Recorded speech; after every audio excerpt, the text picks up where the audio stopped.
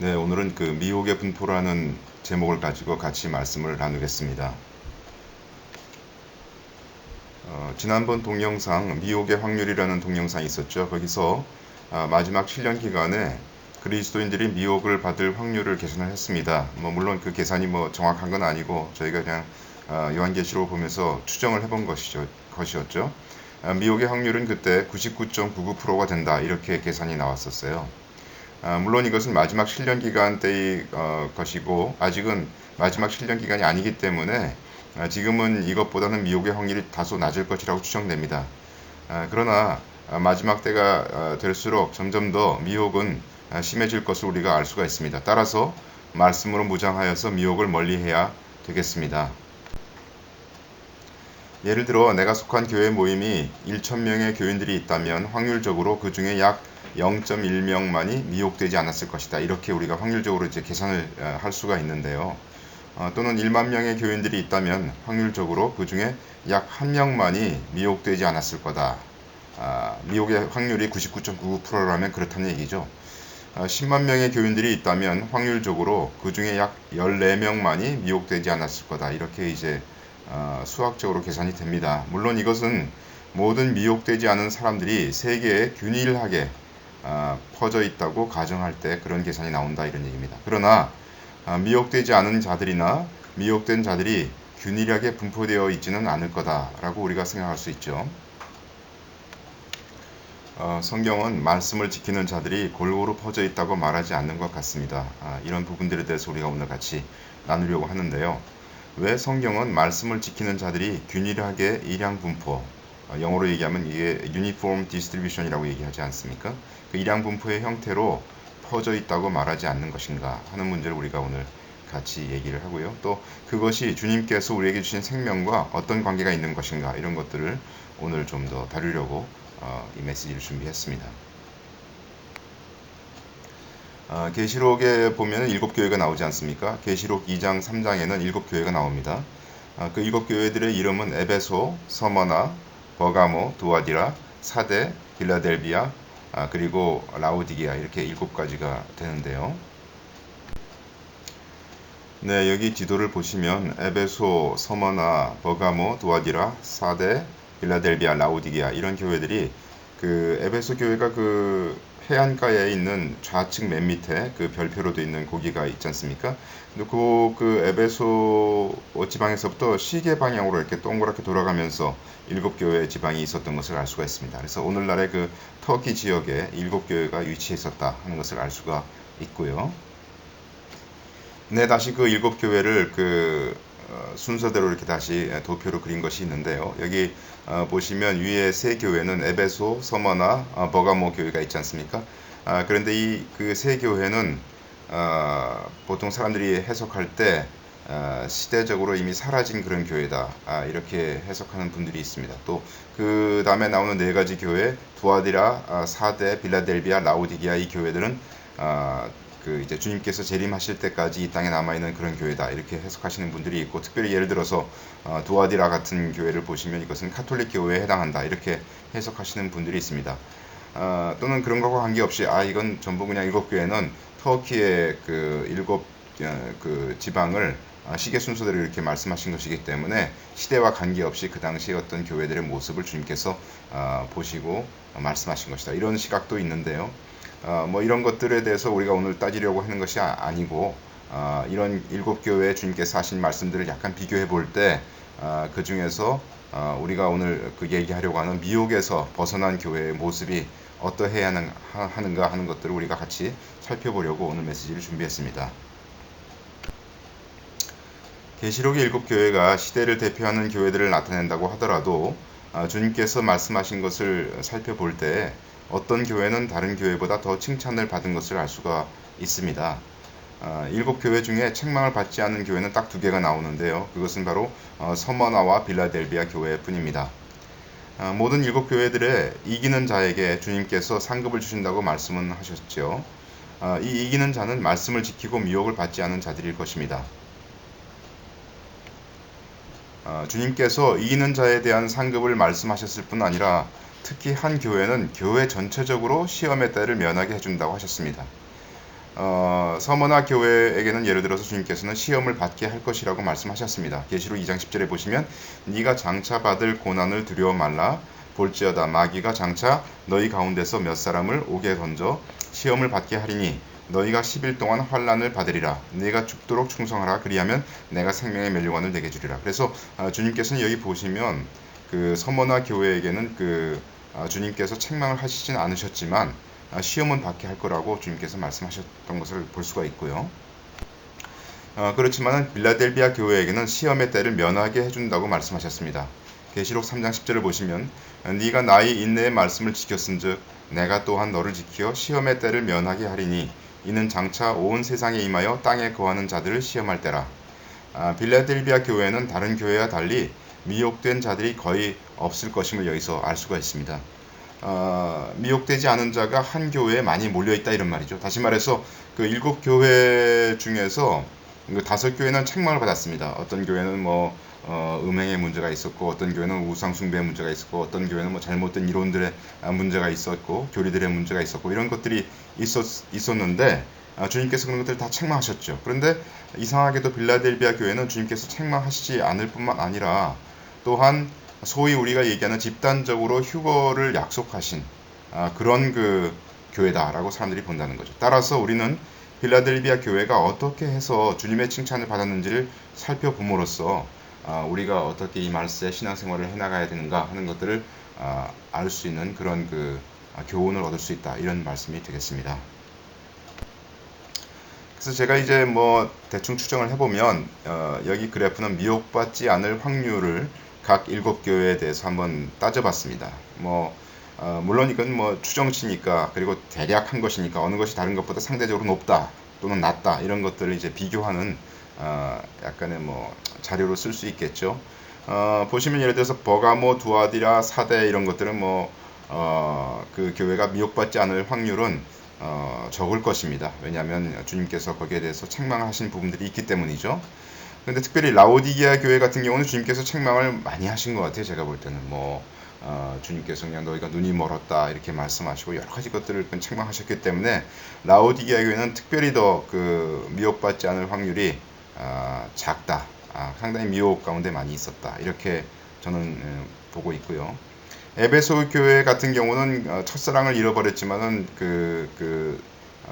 이걸 만약 시대적으로 보는 어떤 교회라고 한다면 사도 시대가 바로 끝나자마자 열두 사도 시대가 끝나자마자 생긴 어떤 교회이기 때문에 그런 의미에서 에베소 교회는 그래도 미혹받지 않을 확률은 버가모나 두아디라나 사대보다는 크지 않았나 이렇게 저는 생각을 하고요. 서머나 교회는 엄청 환난을 많이 받았던, 핍박을 많이 받았던 그런 교회이기 때문에 참 주님께서 책망을 하지 않으셨던 그런 교회이기 때문에 아마도 에베소 교회나 다른 버가모, 두아디라, 사대 또는 라우디게아 교회보다는 미혹받지 않을 확률이 좀 크지 않았나 이렇게 저는 보고 있습니다. 그 중에서도 여기 피크가 이루는 빌라델비아 교회가 있는데 빌라델비아 교회는 주님께서 집단적으로 휴거를 약속하셨기 때문에 아마도 미혹받지 않을 확률이 탁월하게 다른 교회보다 높지 않았나. 그래서 우리가 오늘 빌라델비아 교회를 살펴봄으로써 우리가 말세에 주님 앞에 어떻게 주님을 섬겨야 되는가 하는 것들을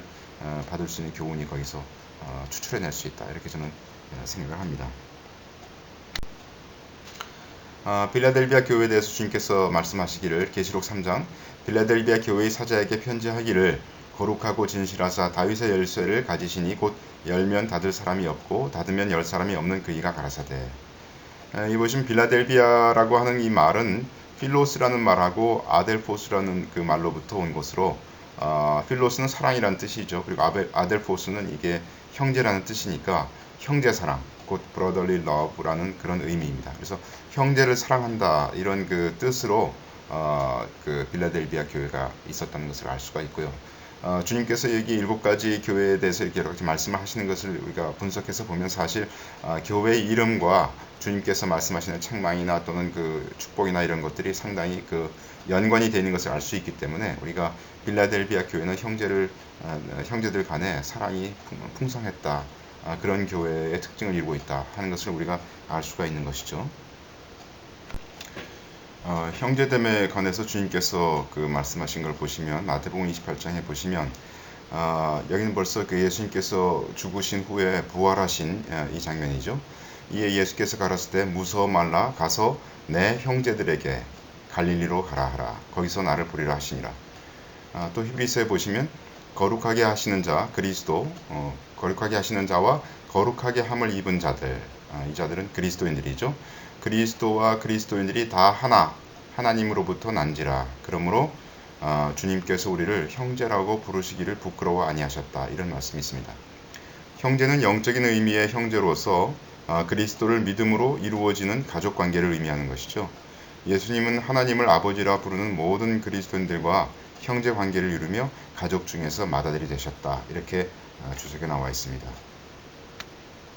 마가복음 3장 이는 저희가 말하기를 더러운 귀신이 들렸다 함이러라. 그 예수님께서 더러운 귀신이 들려서 저렇게 여러 가지 이적들을 행한다. 이렇게 사람들이 얘기하지 않았습니까?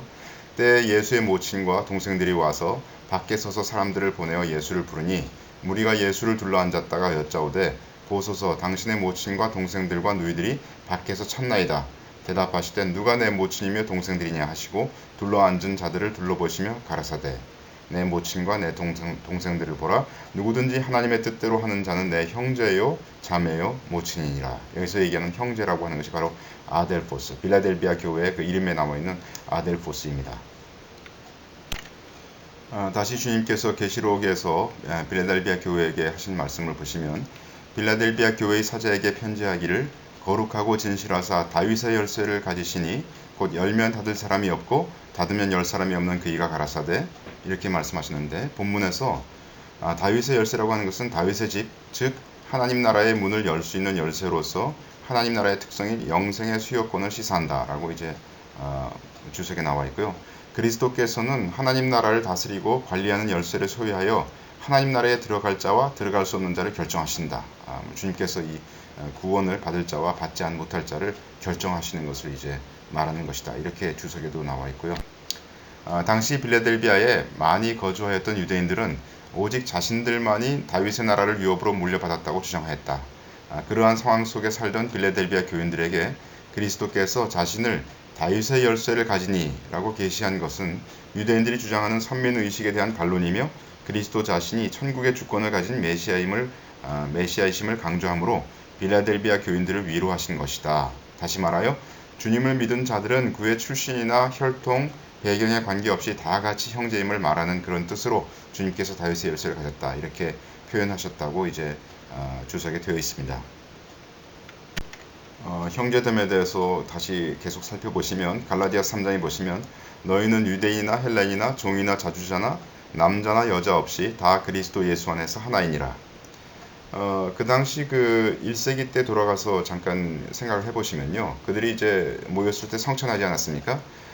근데 예수님을 믿은 자들이 다 이렇게 하나가 되어서 성천을 하는데 아마도 그때 주인과 노예가 함께 성천을 했을 겁니다. 근데 이걸 갖다가 이제 그 당시 이제 어떤 사람이 와가지고 그 1세기 때 예배를 이렇게 참여를 하게 된다면 그는 아마 쇼크를 받았을 겁니다. 왜냐하면 주인과 노예가 이렇게 함께 해서 식사를 할 수가 없는 거거든요. 그래서 그 광경은 당시의 비그리스도인들에게 엄청난 충격이었을 거다. 이렇게 우리가 생각할 수 있습니다. 그러한 형제 사랑을 본 자들 중에 그러한 사랑을 추구하는 자들은 아마도 그리스도인들을 믿게 되었을 거다. 이렇게 저희는 추정할 수 있습니다. 그래서 그 당시에 있었던 어떤 문화의 장벽을 넘어서서 사람들의 통념을 깨고 우리가 형제되고 서로 사랑한다는 것이 얼마나 큰 그 그리스도의 증거가 되는가 하는 것들을 우리가 이 광경을 통해서 알 수가 있는 것이죠. 계시록 3장에 볼지어다 내가 내 앞에 열린 문을 두었으되 능히 닫을 사람이 없으리라. 내가 내 행위를 아노니 네가 적은 능력을 가지고도 내 말을 지키며 내 이름을 배반치 아니하였도다. 여기서 주님께서 열린 문을 말씀하시는데 아마도 그것은 복음을 효과적으로 전할 수 있는 길이 열린 것을 말할 것입니다. 담대함으로 빌라델비아 교인들은 주님을 전했고 많은 사람들이 복음을 받아들였다 하는 것을 우리가 추정해 볼 수 있는 것이죠. 이사야 49장 내 눈을 들어 사방을 보라 그들이 다 모여 내게로 오느니라 나 여호와가 이르노라 내가 나의 삶으로 맹세하노니 내가 반드시 그 모든 무리로 장식을 삼아 몸에 차며 뛰기를 신부처럼 할 것이라. 그래서 그 많은 사람들에게 복음을 전함으로 그 사람들을 열매로 얻는 그런 장면들을 이제 이사야 49장에서 말씀하시는데, 이것이 바로 주님께서 문을 열어주시는 전도의 문이라고 볼 수가 있는 것이죠. 또 주님께서 적은 능력에 대해서 말씀하시는데요. 적은 능력에 해당되는 헬라어 미크라네케이스 두나민이라고 하는 이 말은 능력이 거의 없다라는 뜻이라고 합니다. 그것은 바로 그 지역에서 빌라델비아 교인들의 신분이나 지위 등의 외적 능력이 변변치 못함을 나타낸다고 주석에 나와 있습니다. 그들은 분명히 복음을 담대히 전했기 때문에 그들의 내적 심령의 능력이 없음을 말하는 것은 아닐 것입니다. 또한 그들은 경건의 능력이 있었을 것입니다. 고린도전서 1장에 보시면 형제들아 너희를 부르심을 보라 육체를 따라 지혜 있는 자가 많지 아니하며 능한 자가 많지 아니하며 문벌 좋은 자가 많지 아니하도다 이렇게 되어 있기 때문에 아마도 여기 주님께서 말씀하셨던 적은 능력은 사람들이 좋은 집안 사람들도 아니고 돈 많은 사람들도 아니고 혈통이 좋은 사람들도 아니고 무슨 문벌 좋은 자가 아닌 그런 변변치 못한 그런 형제들이 모인 그런 교회가 바로 빌라델비아 교회였다라는 것을 우리가 알 수가 있습니다. 고린도전서 1장 계속해서 보시면 그러나 하나님께서 세상에 미련한 것들을 택하사 지혜 있는 자들을 부끄럽게 하려 하시고 세상에 약한 것들을 택하사 강한 것들을 부끄럽게 하려 하시며 하나님께서 세상에 천한 것들과 멸시받는 것들과 없는 것들을 택하사 있는 것들을 피하려 하시나니 이는 아무 육체라도 하나님 앞에서 자랑하지 못하게 하려 하심이라. 그래서 빌라델비아 교회의 사람들이 이렇게 세상에 천한 것들과 멸시받는 그와 같은 자들이었다 하는 것을 우리가 추정해 볼 수 있는데요. 만약에 우리가 그 세상에서 돈도 있고 명예도 있고 또 이렇게 지위가 높거나 또는 회사의 상사이거나 이렇게 해서 그 사람이 열매를 맺었다면 아마도 사람들이 생각할 때 저 사람 돈이 있기 때문에 또는 저 사람은 명예가 있기 때문에 또는 저 사람은 어떤 높은 지위에 있었기 때문에 저렇게 말을 할 수 있고 또 사람들이 그를 따른다라고 얘기할 수 있지 않겠습니까? 그런데 주님께서는 이 고린도전서에서 세상에 멸시받는 자들과 천대받는 자들을 그리스도인으로 이렇게 삼아서 그들이 증거하게 해서 열매를 얻게 하게 된다면 사람들이 볼 때 그건 그 사람이 뛰어나서 된 것이 아니라 그 사람 안에 있는 그리스도께서 드러나심으로 열매를 얻었다 이렇게 분명히 얘기할 수 있기 때문에 주님께서 그렇게 행하셨다 이렇게 말씀하시는 장면입니다. 그래서 아무도 하나님 앞에서 자랑하지 못하게 이 세상에서 지위 높은 것이나 돈 많은 것이나 그런 것들은 하나님 앞에서 자랑할 수 있는 것이 아무것도 아니다 라는 것을 분명하게 하기 위해서 주님께서 그렇게 하셨다라고 말씀하시고 있습니다. 그리스도 안에서 형성된 가족이 바로 교회입니다.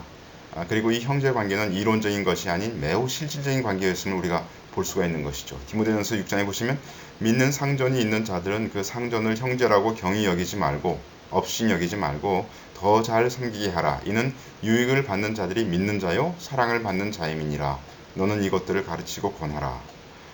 그래서 이 믿는 노예들은 자신의 주인이 동등한 신자일 경우에 종의 신분에서 벗어나는 행위를 하여서 주인의 권위를 무시하는 경우가 아마 있었을 그런 염려 때문에 디모데전서 6장 2절 위와 같은 말씀을 하시지 않았나 이렇게 우리가 생각할 수 있고요. 또한 혹자는 믿는 노예들 가운데 교회의 장로가 된 자들도 있었을 것으로 추측합니다. 로버트슨이 그런 얘기를 하셨다고 하는데요. 생각해 보세요.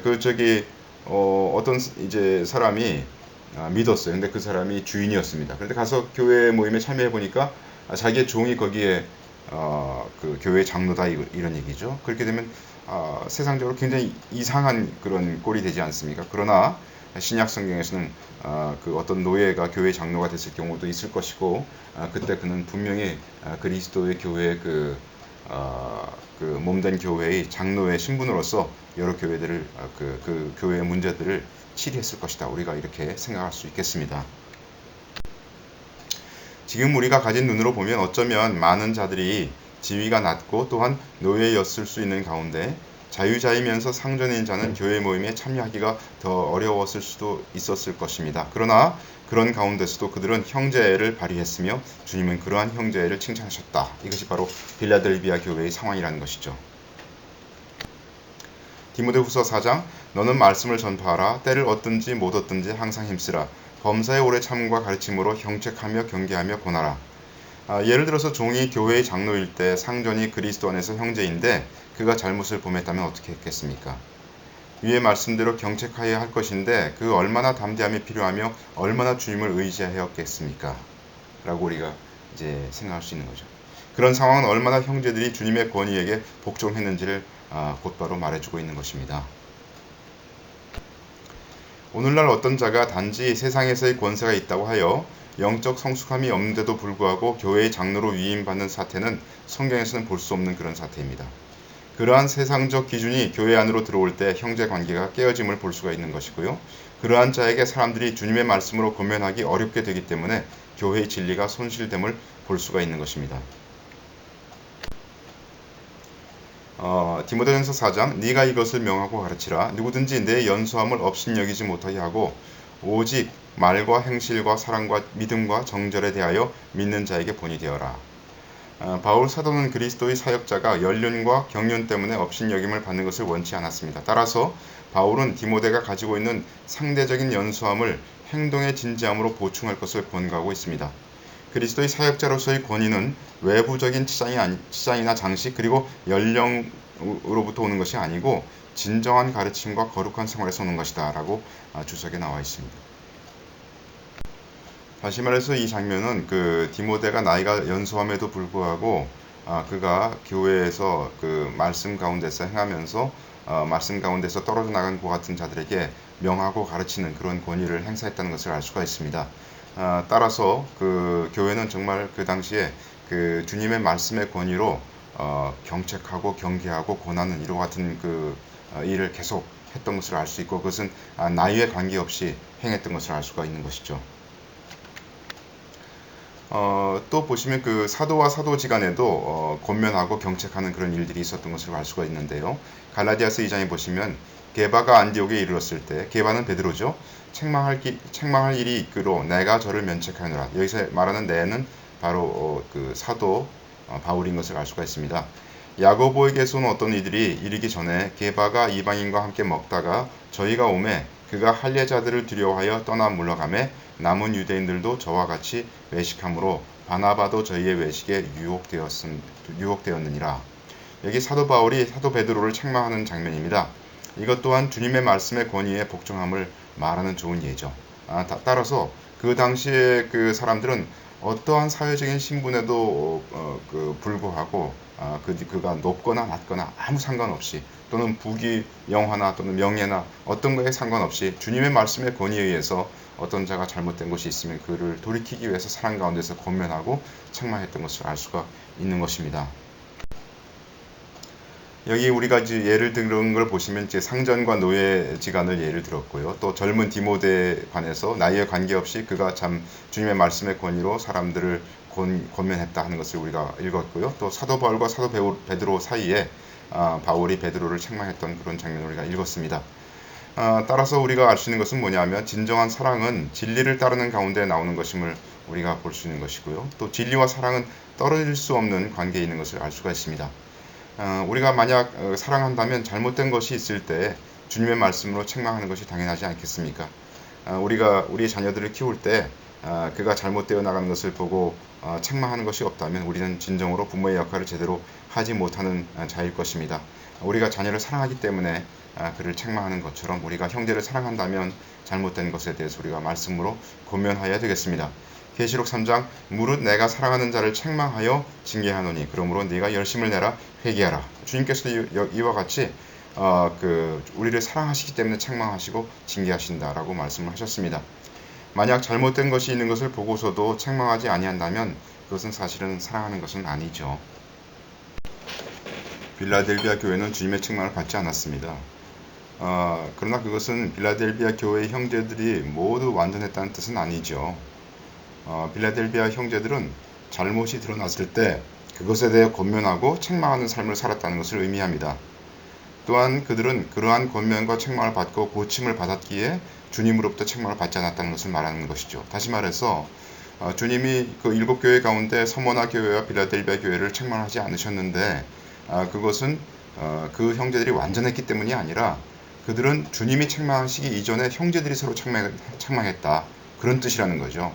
그리고 형제들이 책망을 했을 때 이들은 그것을 거부하지 않고 정말 겸손하게 그 말씀들을 받았기 때문에 주님께서 그들을 책망하실 그런 일이 없었다는 것을 말하고 있습니다.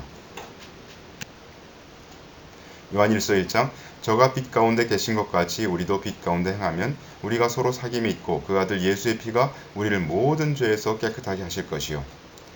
어떤 사람을 권면한다는 것은 그의 사정을 안다는 것을 말하는 겁니다. 그가 어떤 상황 가운데 있다는 것을 알지 못하고서는 그에게 권면을 할 수가 없는 거죠. 따라서 우리는 서로 자신의 생활을 구하면서 교제하는 삶을 살아야 된다 하는 것을 알 수가 있습니다. 다시 말해서 여기서 같이 읽은 것처럼 빛 가운데 행함으로써, 다시 말해서 나의 사정을 투명하게 서로 권면하고 얘기함으로써, 나의 사정을 사람들에게 말함으로써 우리는 서로 사귀게 되는 것이죠. 야고보서 5장 이러므로 너희 죄를 서로 고하며 병 낫기를 위하여 서로 기도하라. 의인의 간구는 역사하는 힘이 많으니라. 여기 그 헬라어 엑소몰로게오라는 그 말이 있는데요. 이것은 밖으로라는 의미를 진 에크라는 그 전치사하고 자발적인 마음에서 우러나오는 고백을 뜻하는 호몰로게오라는 그 말의 합성입니다. 그래서 상호 간의 죄의 고백이 강제적인 것이 아니라 자발적인 것이어야 함을 시사합니다. 그래서 서로 죄를 고해라. 이렇게 주님께서 우리에게 말씀하시고 있는 것입니다. 야고보서 5장 내 형제들아 너희 중에 미혹하여 진리를 떠난 자를 누가 돌아서게 하면 너희가 알 것은 죄인을 미혹한 길에서 돌아서게 하는 자가 그 영혼을 사망에서 구원하며 허다한 죄를 덮을 것이니라. 그래서 우리는 형제들을 권면하여서 미혹에서 돌아서게 해야 될 것입니다. 지금부터는 어떤 형제가 제가 유튜브에 이렇게 동영상을 올리고 메시지를 올리니까 그 형제가 이제 질문을 해온 고민을 잠깐 나누겠습니다.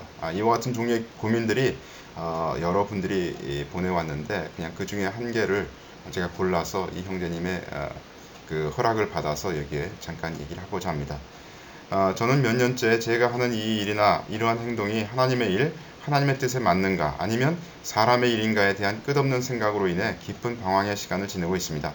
사람의 노력, 사람의 의지, 사람의 선행이 하나님 앞에 약한 것이라면 하나님으로 인한 하나님의 일, 하나님의 사랑과 하나님의 선함을 어떻게 내 삶에서 나타낼 수 있으며 또 어떻게 분별할 수 있는지, 무슨 일을 하더라도 지금 이 일이 하나님을 떠난 내 노력은 아닌가에 대한 의문이 드니 어떠한 일을 하더라도 확신을 잘 갖지 못하는 것 같습니다. 그러다 보니 심각한 무력함과 깊은 방황에서 수년째 어두움 속을 지내는 것 같습니다. 하나님께서 기뻐하시는 그 삶, 정말 사람의 노력으로 인한 이웃의 사랑이 아닌 예수님으로 인해서 사랑하게 되는 사랑이 넘치는 삶을 살고 싶은데 지금 저는 이와는 정반대의 삶을 사는 것 같습니다. 날이 갈수록 내 자신이 이렇게 생각되기도 합니다. 이 땅에 얼마 존재하지 않는 대죄인 중에 한 사람이 나다. 이렇게까지 생각되고 정말 회개를 하고 싶은데 아직 진정한 회개를 못해서 거듭나지 못해서 이런 것일까? 라는 생각도 하게 됩니다. 어떻게 해야 진정한 회개를 할 수 있을까? 내 마음이 일반 사람보다 더 악하고 더러워서 더 시간이 걸리는 것일까? 예수님 안에서 예수님의 마음과 사랑을 주변에 전하면서 진짜 살아계신 예수님을 증거하며 살고 싶은데 지금 제 삶은 세상 사람보다도 못한 그러한 형편없는 사람으로 살고 있습니다. 그렇다고 술, 담배 등에 빠지거나 게임에 중독되거나 그러한 표면적인 모습을 갖고 있는 것은 아니지만 내적으로는 노숙인 여러분보다 더 무너진 그러한 제가 된 것 같습니다.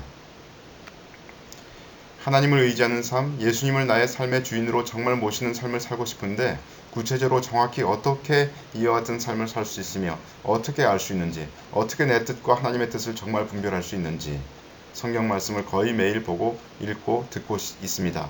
그러나 크게 삶이 변화되고 있는 것 같지 않습니다. 분명 저에게 문제가 많아서일 것입니다. 인간의 노력이 무익한 일이며 악하고 무의미하다는 것을 안 상황이 되니 무슨 일을 하더라도 혹 이 일이 육체의 일은 아닌지 아무리 선해 보이는 일이라도 내 의로 시작한 일은 아닌지 믿음으로 행하지 않는 모든 것이 악한 일이라면 그 믿음을 가질 때에 하나님께서 주시는 믿음과 내 스스로 만드는 착각 속에서 하나님의 뜻이라고 스스로 착각하는 가짜 믿음으로 잘못 아는 것은 아닐지. 이러한 생각들이 불씨가 되어 어떠한 일도 능동적이고 적극적이고 최선을 다하지 못하고 수동적인 삶으로 자유를 느끼지 못하고 갇혀있는 듯한 느낌으로 하루하루를 살고 있는 것 같습니다. 아마 이러한 생각으로 고민하시는 또 다른 형제님도 어딘가에 계실지도 모르겠습니다. 그와 같은 그 고민을 하고 있는 형제님에 대해서 제가 이제 권면의 말씀을 드렸지만 그 권면의 말씀은 제가 지금부터 드리는 이런 말씀이랑은 조금 다른 고민의 말씀을 드렸습니다. 구체적인 다른 그 책을 또 추천을 해드렸고요. 그러나 하여튼 저런 종류의 또는 그와 비슷한 많은 그 고민들을 형제님들이 저에게 이제 이메일을 보내셔가지고 이제 물어오셨는데요. 제가 볼 때는 공통적인 부분들이 있습니다. 거기서 그것은 뭐냐면 그 문제를 해결하기 위해서는 사실은 진실한 형제들을 찾고 얻어야 된다는 것이죠. 그냥 그리스도인들을 찾는 것이 아니라 교제할 그리스도인들을 찾아야 한다는 것입니다. 여기서의 교제라고 하는 것은 좀 전에 말씀드린 것처럼 할 수 있는 한 모든 것을 다 나누는 것을 말합니다. 나의 사정들을 나누는 것을 말하죠. 죄부터 시작해서 내 마음속에 있는 가장 깊은데 있는 그 죄로부터 시작해서 주님께서 주신 것들까지 한껏 모든 것을 다 나누기로 작정한 그런 형제를 찾아야 됩니다. 그러한 결심을 하고 그러한 자들을 만나게 해달라고 기도해야 됩니다. 주님께서 기도로 응답하셔서 교제를 이루시기를 바라야 합니다. 계시록 3장 볼지어다 내가 내 앞에 열린 문을 두었으되 능히 닫을 사람이 없으리라. 내가 네 행위를 아노니 네가 적은 능력을 가지고도 내 말을 지키며 내 이름을 배반치 아니하였도다. 주님의 말씀을 지키는 것은 쉬운 일이 아니지만 어려운 일도 아닙니다. 주님을 사랑하고 겸손하면 그 말씀을 지킬 수 있는 것입니다. 제 자신은 사람들에게 하기 어려운 말을 할 때 두 가지를 체크를 하게 되는데요. 그 첫 번째는 뭐냐면 내가 이 말을 할 때 정말 저 사람을 사랑하는가 라는 것을 체크합니다. 만약 내 마음에 그 사람을 정죄하거나 그 사람을 판단하는 그런 마음이 있으면 그것은 그 말을 하면 안 되죠. 그러나 내 마음에 저를 사랑하기 때문에 그가 진실로 주님을 믿게 하기 위해서 내가 이런 말을 한다면 나는 그 말을 해야 됩니다. 그리고 두 번째 제가 체크하는 것은 뭐냐면 내가 정말로 겸손한 태도로 그에게 이 말을 할 것인가 라는 것을 체크합니다. 그래서 내가 정말 겸손한 마음으로 이것을 말하기를 작정했으면 저는 그 말씀을 그에게 전하게 되죠. 그리고 또 그 성경에서 말씀하시는 것처럼 그 권면을 할 때 우리는 온유함으로 해야 된다라고 말씀하시고 있죠. 디모데후서 2장에 보시면 마땅히 주의 종은 다투지 아니하고 모든 사람을 대하여 온유하며 가르치기를 잘하며 참으며 거역하는 자를 온유함으로 징계할지니 혹 하나님이 저희에게 회개함을 주사 진리를 알게 하실까 하며. 그래서 겸손한 마음으로 온유하게 말을 나눠야 합니다. 그리고 상대를 사랑할 때 우리는 말할 수 있다는 것을 제가 말씀드렸습니다. 또 겸손함으로 우리는 항상 그 하나님의 말씀 앞에 겸손해야 됩니다. 잠언 9장에 보시면 거만한 자를 책망하지 말라 그가 너를 미워할까 두려우니라 지혜 있는 자를 책망하라 그가 너를 사랑하리라 이렇게 되어 있는데요. 사실 거만한 자는 책망을 받기 싫어합니다. 우리가 어떤 사람이 거만한지 아닌지 하는 것을 구분할 수 있는 때가 오는데 그건 뭐냐면 그 사람에게 하나님의 말씀으로 권면해보면 알죠. 어떤 자가 거만한가는 하나님의 말씀으로 권면할 때 그가 그 말씀을 받아들이지 않고 싫어하면 그는 거만한 겁니다. 또는 그 사람이 그 하나님의 말씀을 받아들이고 감사하면 그는 겸손한 자인 거죠. 하나님의 말씀을 거부하는 자는 거만한 자로서 하나님의 말씀으로 자신을 고면하는 자를 결국은 미워하게 됩니다. 그런데 겸손한 자는 주님의 말씀으로 지혜를 얻어서 더욱 지혜로워진다는 것이죠. 겸손한 자는 하나님의 말씀으로 자신을 고면하는 자를 사랑하고 더욱 친밀한 형제가 됩니다. 그래서 우리가 이런 형제를 얻고 또 그 형제의 이제 관계를 이제 맺어가면서 더욱더 친밀한 이제 형제가 되어야 되는데 그때 우리가 하게 되는 것은 뭐냐면 책망을 하고 권면을 하고 이런 것들을 하게 될 때 더욱 친밀한 형제가 된다는 거예요. 진실로 정말 주님을 따르고자 하는 사람들은요. 근데 만약에 우리가 그 형제가 있는데 그 형제가 하나님의 말씀을 받아들이기를 싫어하고 거부하는 그 같은 자가 있다면 그는 거만한 자로서 사실은 그것 때문에 소원해지고 다툼이 일어나고 고민하는 사람들을 미워하게 되는 그런 자가 된다는 거죠. 그래서 이것은 사실 우리가 형제 관계에서 조심스럽게 해야 되는 일이지만 또한 반드시 해야 될 일이고 또 친밀한 형제지간에 반드시 서로 사랑하여서 권면을 하는 그런 관계가 되어야 되는 그런 문제이기 때문에 빌라델비아 교회에서는 없어서는 안 되는 그런 관계였던 것을 우리가 알 수가 있습니다. 우리 잠깐 겸손함에 대해서 얘기를 한다면 무엇보다도 다윗을 빼놓을 수가 없습니다. 사무엘하 12장에 보시면 여호와께서 나단을 다윗에게 보내시니 와서 저에게 이르시되 한 성에 두 사람이 있는데 하나는 부하고 하나는 가난하니. 이것은 이제 그 다윗이 밧세바를 범한 후에 이제 선지자 나단이 와서 다윗을 책망하는 그런 장면이죠. 그 부한 자는 양과 소가 심이 많으나 가난한 자는 아무것도 없고 자기가 사서 기르는 작은 암양 새끼 하나뿐이라.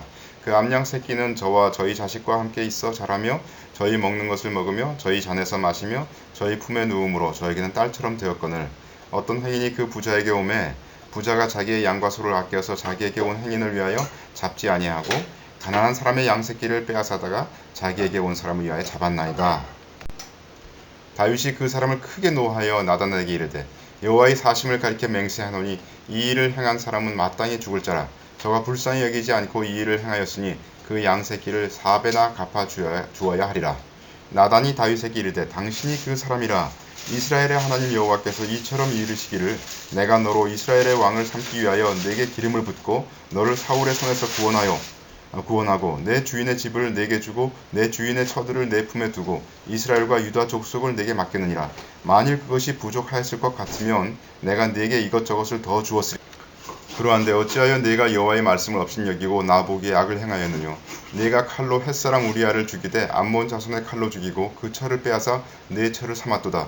이제 네가 나를 업신여기고 햇사람 우리아의 철을 빼앗아 내 철을 삼았은즉 칼이 네 집에 영영이 떠나지 아니하리라 하셨고 여호와께서 또 이처럼 이르시기를 내가 네 집에 재화를 일으키고 내가 네 처들을 가져 네 눈앞에서 다른 사람에게 주리니 그 사람이 네 처들로 더불어 백주에 동침하리라. 너는 은밀히 행하였으나 나는 이스라엘 무리 앞 백주에 이 일을 행하리라 하셨나이다. 다윗이 나단에게 이르되 내가 여호와께 죄를 범하였노라 하매 나단이 다윗에게 대답하되 여호와께서도 당신의 죄를 사하셨나니 당신이 죽지 아니하려니와 이 일로 인하여 여호와의 원수로 크게 회방할 거리를 얻게 하였으니 당신의 낳은 아이가 정령 죽으리이다 하고 하나님께서 선지자 나단을 다윗에게 보내신 때는 다윗이 범죄한 이후 약 1년 정도는 되었을 거라고 추정이 됩니다. 왜냐하면 그때는 이미 밧세바가 다윗의 아이를 해산했기 때문이죠. 그런데 하나님께서 이처럼 다윗이 범죄한 즉시 견책하지 않으시고 약 1년 후에 견책하신 까닭은 다음과 같은 두 가지 이유라고 이제 커먼트에 나와 있습니다. 첫째로 다윗으로 하여금 죄로 말미암은 영적인 고통의 실상을 경험케 하여서 다시는 죄를 범하고자 하는 욕망을 갖지 못하도록 하기 위함이다 라고 얘기하고요. 또 둘째로 다윗의 완악해진 마음이 하나님을 향하여 열려지기를 기다리시기 위함이다. 이렇게 해서 하나님께서 오래 참으시고 인내하셨던 것을 우리가 볼 수가 있습니다. 아무튼 이처럼 여호와께서 다윗을 회개시키기 위해 선지자 나단을 보내신 사실은 하나님께서 먼저 범죄한 인간에게 찾아오시는 하나님이심을 보여주고 있습니다. 다윗은 자신의 죄악을 깨닫지 못하고 있다가 하나님의 말씀을 듣고 깨달은 즉시 죄를 자복하였습니다. 사도행전 13장을 보시면 그 후에 저희가 왕을 구하거늘 하나님이 베냐민 지파 사람 기스의 아들 사울을 40년간 주셨다가 패하시고 다윗을 왕으로 세우시고 증거하여 가라사대 내가 이새의 아들 다윗을 만나니 내 마음에 합한 사람이라 내 뜻을 다 이루게 하리라 하시더니 아마도 하나님께서는 다윗의 겸손함 또는 순종함이죠. 사람이 겸손하면 하나님의 말씀을 받아들이고 순종하게 됩니다. 다윗의 겸손함 때문에 하나님께서 그를 하나님의 마음에 합한 자라고 칭하시지 않았나 이렇게 추정이 됩니다. 대개 죄악을 행하는 자는 자신이 죄인인지 모르더라고요. 제가 이제 이렇게 살아보면서 저 자신뿐만 아니라 우리 형제 자매들 또는 세상 사람들 이렇게 보면은 죄악을 사랑하고 죄악을 행하는 자는 자신이 죄인인지를 잘 몰라요. 또 반대로 사랑을 열심히 행하고 하는 사람은 자신의 사랑이 항상 부족하다고 이렇게 깨닫고 있더라고요. 자신의 힘으로 주님을 섬기려고 하는 자는 자신이 주님을 참 잘 섬기고 있다고 이렇게 생각을 합니다. 그래서 제가 신앙생활 이렇게 생각해 볼 때, 돌이켜 볼 때, 난 참 주님을 잘 섬기고 있지 이렇게 생각하고 있는 때는 사실 제가 미혹을 받았던 때인 것을 제가 알고 있습니다.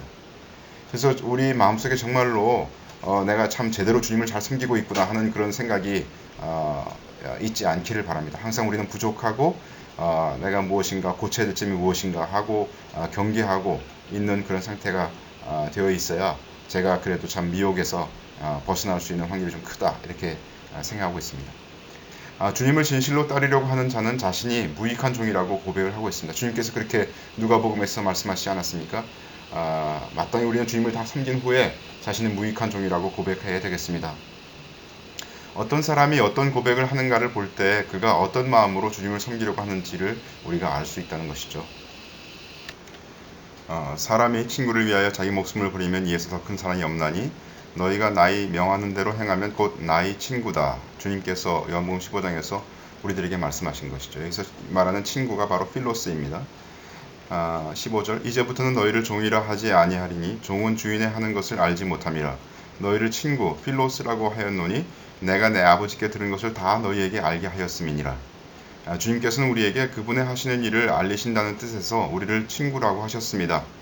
빌라델비아 이름의 바로 그 필로스인 거죠. 이와 같이 우리도 서로 친구된 형제 관계로 나아가야 할 것이다 라고 주님이 말씀하시는 것이죠. 이제 미혹되지 않을 확률의 분포가 어떤 교회에 더 많이 집중되었는지를 알 수가 있습니다. 그저 1만 명 가운데 1명 정도 있다 이렇게 얘기할 수 있는 것이 아니라 그러나 천편일률적으로 그냥 일양 분포로 되어 있는 것이 아니라 그 확률의 분포가 어떤 교회 형태에 집중적으로 되어 있는 것을 알 수가 있는 것이죠. 빌라델비아 교회는 서로 사랑했다는 것을 알 수 있고요. 인간 관계에서 서로 듣기 좋은 말을 하는 것에는 어려움이 없습니다. 그러나 우리는 미혹을 받게 마련이므로 그러한 미혹으로부터 돌이키고 또한 넘어졌다가 일어서려면 다른 형제들로부터 부축을 받아야 됩니다. 그래서 우리가 그냥 좋은 말만 하는 그런 관계 있지 않습니까? 사람에게 그냥 나아가서 아무 그 권면의 말씀도 하지 않고 그냥 좋은 덕담 이런 것만 하는 관계에 있다면 우리는 사실은 빌라델비아 교회 형태를 이루지 못한 거죠. 전도서 4장이요. 두 사람이 한 사람보다 나음은 저희가 수고함으로 좋은 상을 얻을 것임이라. 혹시 저희가 넘어지면 하나가 그 동물을 붙들어 일으키려니와 홀로 있어 넘어지고 붙들어 일으킬 자가 없는 자에게는 화가 있으리라. 두 사람이 함께 누우면 따뜻하거니와 한 사람이면 어찌 따뜻하랴. 한 사람이면 패하겠거니와 두 사람이면 능히 당하나니 삼겹줄은 쉽게 끊어지지 아니하느니라. 그래서 보통 사람들이 여기 이 부분을 가지고 두 사람이 있었는데 어떻게 삼겹줄이 될 수 있느냐. 그건 아마도 주님이 함께 하셔서 그 삼겹줄을 이루지 않겠느냐 이렇게 보통 얘기하지 않습니까? 마치 사드락 메삭 아벳느고가 있었는데 거기에 주님께서 함께 하셔서 네 사람이 풀무 가운데 행하지 않았습니까? 그와 같이 두 사람이 그 정말로 형제의 관계를 이루고 있으면 주님께서 함께 하셔서 삼겹줄을 이루시고 그리고 삼겹줄은 쉽게 끊어지지 않는다라고 성경은 말하고 있는 듯합니다. 주님께서 우리에게 주신 생명은 사랑하는 생명이기 때문에 우리는 서로 사랑하는 대상이 있어야 됩니다. 머릿속에만 있는 것이 아니라 실제로 형제로서 교제해야 됩니다. 젊은 시절 머릿속으로만 그 사랑했던 경험이 있어요. 참 제가 지나오는 사람들 쭉 보면서 내가 저 사람들 다 사랑하는데 그래서 저 사람들에게 다 복음을 전하고 싶은 마음이 있는데 그러나 그렇게 생각했다고 해서 내가 실제로 그렇게 하고 있는 것이 아니라면 나는 사실 내 스스로 미혹하는 가운데 있는 것이죠. 그러나 실제로 이러한 형제 사랑의 관계를 이룬 교회는 미혹에서 떠나게 됩니다. 빌라델비아 교회는 그 관계를 이뤘다는 거죠. 계시록 3장 네가 나의 인내의 말씀을 지켰은즉 내가 또한 너를 지키어 시험의 때를 면하게 하리니 이는 장차 온 세상에 임하여 땅에 거하는 자들을 시험할 때라. 그러한 형제 사랑의 관계를 이룬 빌라델비아 교회는 주님으로부터 집단 휴거의 약속을 이제 받게 됩니다. 다른 5 교회들이 책망받은 것들을 빌라델비아 교회는 실행하지 않았습니다. 예를 들어 계시록 2장에 보시면 그러나 너를 책망할 것이 있나니 너희 처음 사랑을 버렸느니라. 이 에베소 교회에 대해서 주님께서 이렇게 말씀하셨는데요. 에베소 교회는 처음 사랑을 버렸죠. 처음 사랑을 버렸다는 것을 책망한 사람이 없었을 겁니다. 그렇기 때문에 주님께서 책망하기까지 에베소 교회는 그 상태로 그냥 떠내려간 거 아니겠습니까? 그러므로 주님께서 그것에 대해서 책망을 한 것이고요. 만약 빌라델비아 교회의 어떤 자가 주님께 대한 처음 사랑을 버렸다면 그는 빌라델비아 교회의 다른 형제로부터 그것에 대해서 책망을 받았을 것입니다.